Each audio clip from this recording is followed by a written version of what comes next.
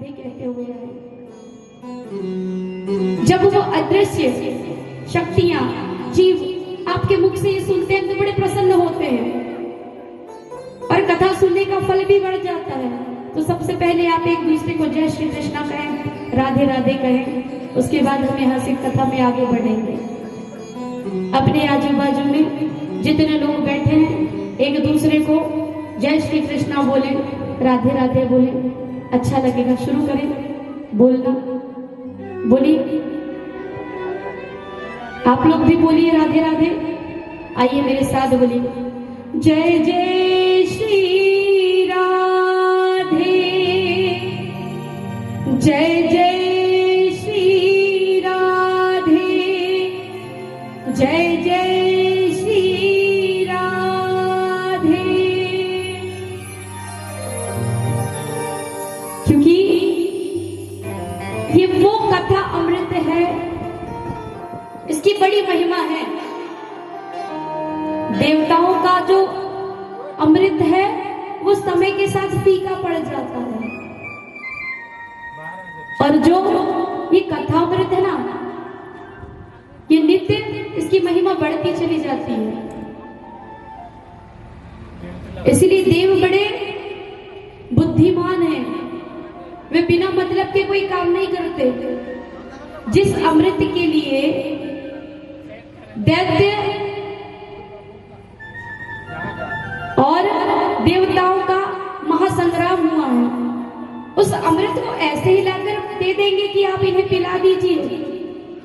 बताइए भला, पिला देंगे? कोई कहेंगे कि आप लेकर के पिला दीजिए। वो देव है, कोई साधारण हमारे जैसे मानव मनुष्य नहीं है, देव है। क्यों कहा है? क्योंकि वे जानते हैं कि कथामृत की बड़ी महिमा है। ये जो सुधा अमृत है इससे करोड़ों गुना ज्यादा फलदायी है। तब भी उन्हें ये कथा अमृत नहीं पिलाया गया। किनके लिए ये कथा अमृत? हमारे लिए, हमारे कल्याण के लिए है।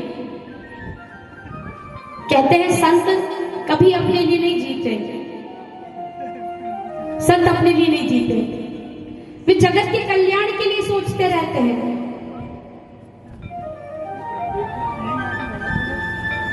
और आप सभी जानते हैं कि नारद जी की प्रेरणा से इस कथा को आप और हम सुन पा रहे हैं, जो 24 घंटे बस एक ही नाम का रटन लगाए रखते हैं, नारायण नारायण नारायण नारायण। उनकी प्रेरणा से इतने पुराणों को लिखने के बाद भी बाबा शांत नहीं थे। बाबा को लगता था कि ना जाने अभी क्या कमी, जगत का कल्याण कैसे होगा। तब ये कथा अमृत जो हम सुन पा रहे हैं नारद जी की प्रेरणा से, और उसमें भी हम क्या सुन रहे हैं? सार। अगर हम आपको कह दें, देखिए जो बुद्धिजीवी हैं, जो विद्वान हैं, वे जानते हैं कि मेन हमें कथा सुननी है। और कथा में भी क्या सुनना है? कथा का सार सुनना है।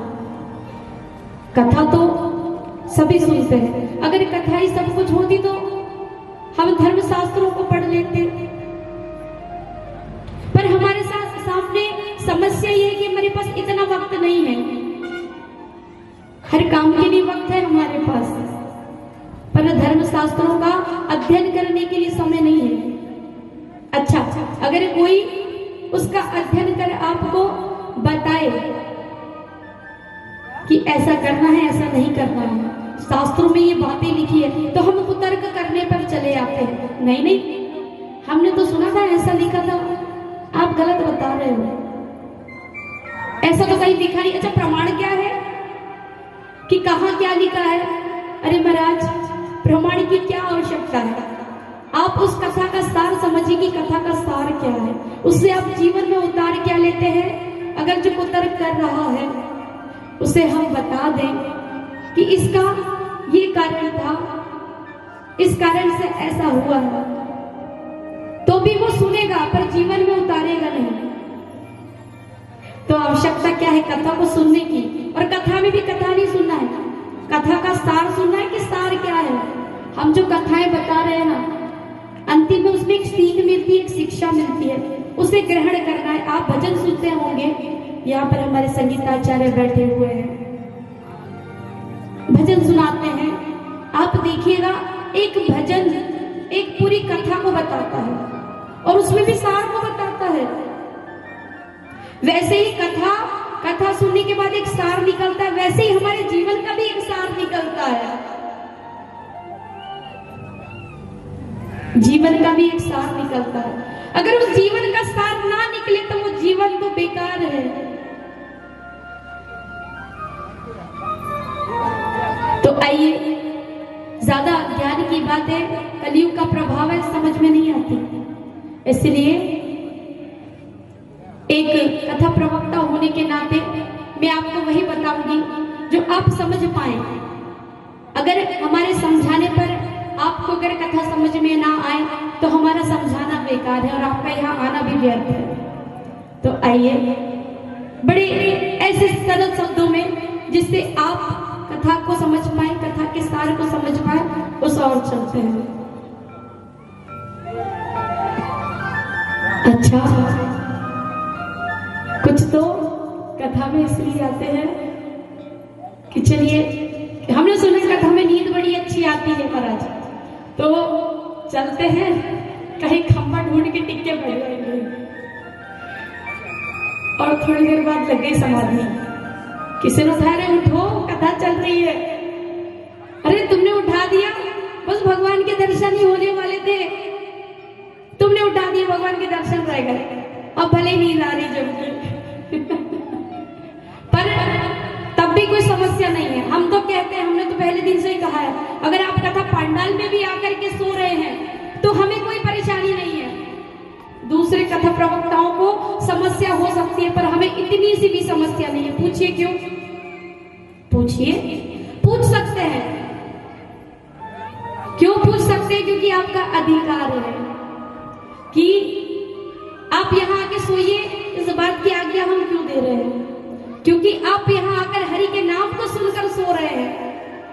अगर आप सोते वक्त किसी बात को याद करके सोइए तो वो आपके चित्त में रहता है, मन में रहकर आप हरि का नाम सुनकर, भजनों को सुनकर अगर सो भी रहे हैं तो ये हमारे लिए बड़ी अच्छी बात है कि हम कुसंग को नहीं सुन रहे हैं, बुरी चीजों को नहीं सुन रहे, भगवान के नाम को सुन रहे हैं, भगवान के नाम के सुमरन के साथ सो रहे हैं।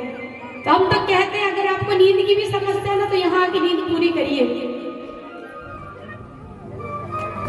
घर में सोने से अच्छा यहाँ आकर के सो जाइए। डॉक्टर बहुत पैसा लेता है नींद की दवाई देने का, तो भी नींद की दवाई नहीं देता महाराज। कहता है नींद की गोली नहीं देंगे, लिखता नहीं है वो जल्दी। कथा मन चित्त को तो सुधारता ही है, लोक परलोक तो बनाता ही है। अगर कोई समस्या हो ना उसे भी हल कर देता है। 3 ताप तो आपने सुने ही है, दैहिक, दैविक, भौतिक। आज इतनी बातें क्यों बता रहे हैं? क्योंकि आप जानते हैं कल कथा का विश्राम है, ज्ञान की बातें आज ही होती है। थोड़ा सा पचाना मुश्किल है पर समझना पड़ेगा, क्योंकि समझ में कलयुग का प्रभाव है। आपकी कोई गलती नहीं, इतनी सी भी गलती नहीं। हम कहते हैं आपकी कोई गलती नहीं है। कल कुछ बुद्धिजीवी यहाँ पर पधारे हैं और देखिए, हमने कथा में कल बताया ही था कि जब बच्चे बड़े हो जाते हैं तो घर में बड़ों की नहीं चलती, जैसा कि विवाह में हुआ है। हम चलेंगे, अभी कल की कथा पूर्ण नहीं हुई थी क्योंकि विवाह कराना था रुक्मणी जी और भगवान द्वारिकाधीश जी का। कृष्ण जी और रुक्मणी का विवाह हुआ है, तो जो रुक्मणी के भाई थे उनका कहना था कि पिताजी हमने शादी तय कर दी है बहन की, शिशुपाल बारात लेकर के आ रहे हैं। यहाँ तक हमने कथा तो पूरी बताई है, पर वहां इसलिए लेकर के जा रहे हैं कि जब बेटे बड़े हो जाते हैं तो पिता को कुछ नहीं समझते। कहते आपको कुछ नहीं समझता, आप रहने दो, हमने तय कर दिया, मतलब तय कर दिया। और भीष्मक जी चाहते थे कि उनकी पुत्री का विवाह भगवान द्वारिकाधीश कृष्ण जी के साथ हो। अब उन्होंने कहा बेटे ने तय कर दिया है और बेटा बड़ा तेज है। आज की भाषा में बोले तो लड़का बड़ा तेज है महाराज, सुनता कहाँ है।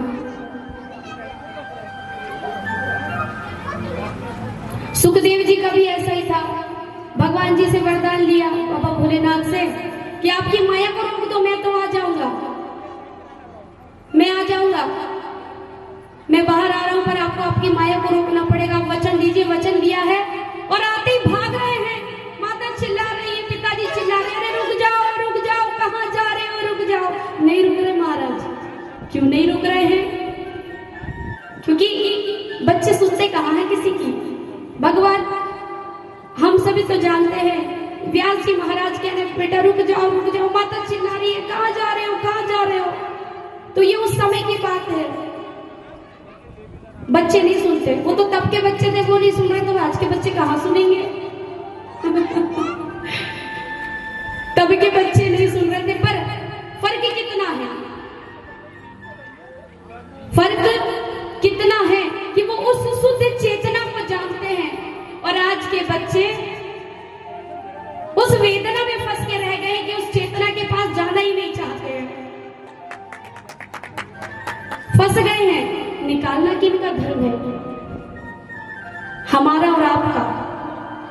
आप कहते होंगे कि हम तो चाहते हैं बच्चे अच्छे बने, अच्छी अच्छी चीजें सुने, अच्छी अच्छी बातों को ग्रहण करें। हम क्यों चाहेंगे कि हमारे बच्चे गलत हो। तो माफ कीजिएगा, आप ज्ञान मत के साथ उम्र मत में और बहुत सारी चीजों में मुझसे बड़े हैं, पर गलती कभी कभी आपसे भी हो जाती है। आप खुद ही बच्चों को गलत शिक्षा दे देते हैं। हर किसी को नहीं कह रहे हम, हर किसी के लिए नहीं है ये बातें। हम चाहकर यहाँ कड़वे प्रवचन भी दे सकते हैं, पर उससे होगा कुछ नहीं। कलयुग का प्रभाव है, आपको बात समझ में नहीं आएगी और आप निंदा करने लगेंगे हमारी, कि उन्होंने तो ऐसी बातें बताई कि हमको तो डर पैदा हो गया है, नहीं चाहते कल से कथा सुनते।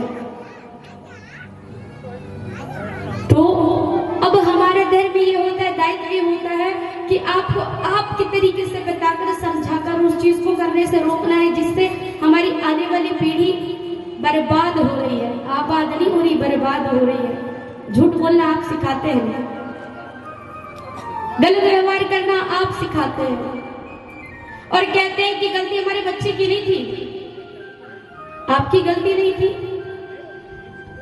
जब बच्चा छोटा होता है, कच्ची मिट्टी के समान